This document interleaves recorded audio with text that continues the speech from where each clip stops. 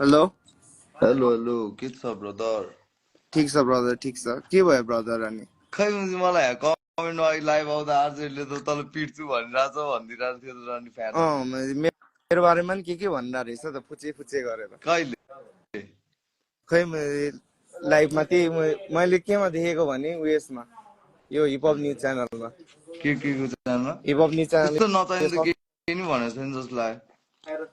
म चाहिँ फुचेहरू हामीले दिमाग सड्किने बेलामा भेट्यो भने म चाहिँ 25 वर्ष लाग्दैन हामीलाई हो यताउता त्यो भनेर तिमीहरूलाई भने होइन म चाहिँ नोर्जाहरूलाई भने त्यसमा चाहिँ म चाहिँ आरजेडी ल्याएछ नि त कहाँ लेखेको छ म आरजेडी? अ कहाँ लेखेको छ त्यो आरजेडी? उयसमा त्यही त हिपहप च्यानलको न्युजमा ए भने तेरो आन्टीको छोराहरूले बनाएको हो नि त्यो त मैले त नोर्जाहरूलाई भने त्यही त म चिन्जानै छैन के भेट म के के भएको हो थियो रिङ रोडमा भेट्यो भने पिट्छु यताउता भनिरहेको थियो र त मान्छे कसलाई?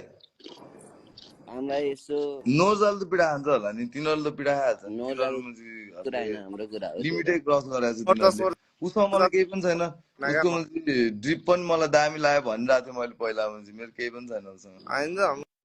नोट एसटी सेस्टी मलाई मतलबै भएन क्या मैले तिम्रो उसको के अरे त्यो रातो ड्रिप लगाएको बेलामा हेरे हो कि दामी लाग्यो ड्रिप।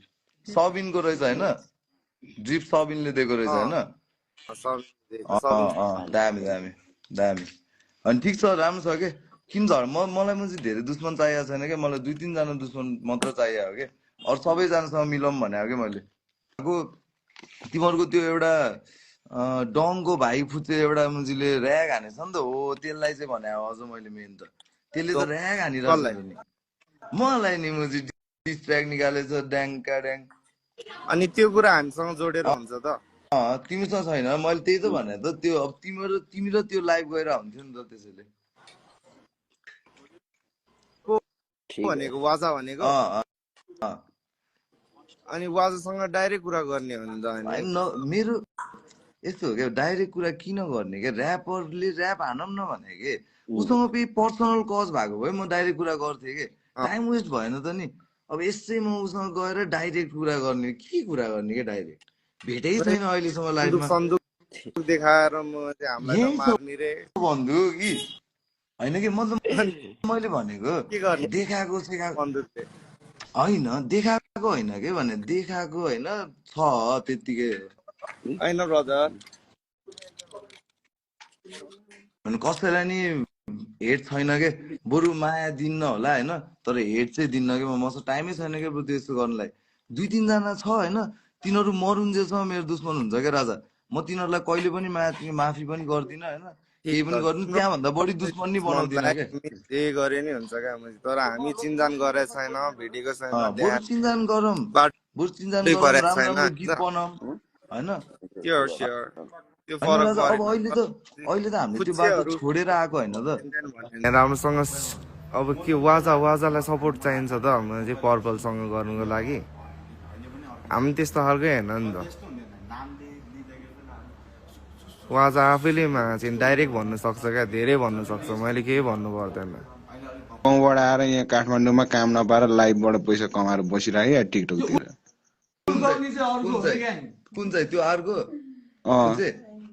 त्यसलाई त तालु पार्नु पर्छ। त्यो मुजी दुब्ले फुच्चे पातले ए त्यो भएन, त्यो चाहिँ भएन के, मैले नि त्यही भन्न गएको, म पनि त्यहाँ त्यही भन्न गएको हो कि त्यो चाहिँ भएन। न सब्सक्राइबर छ न भ्यू छ, एउटा त्यहाँ ज्याठामा डिस हाने त्यस्तो आवाज हो, मलाई हो यस्तो आवाज बनाउने कोही पनि मन पर्दैन। तिनीहरूलाई बरु एउटा सिरियल पनि खेलाउनु पर्यो। यस्तै थियो होइन आवाज, ए हो रहेछ, ल मेरो यस्तो आवाजहरूसँग मिल्दैन रहेछ कुरा। त्यस्तो आवाज हुन्छ अनि भेटेपछि कहाँ मैले भन्, अनि त्यसपछि नरम आवाज हुन्छ कि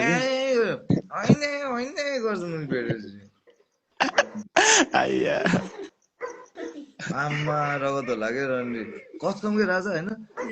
हामी यो हात मुजी कतिलाई हान्दा हान्दा हान्दा हान्दा हान्दा हान्दा हानेको नि थाहा नहुने भइसक्यो क्या हात माछिने। फर्सी फुटे जस्तो फुट्छ भने त्यस्तो बच्चाहरू टाउको त कमल हो कि सफ्ट।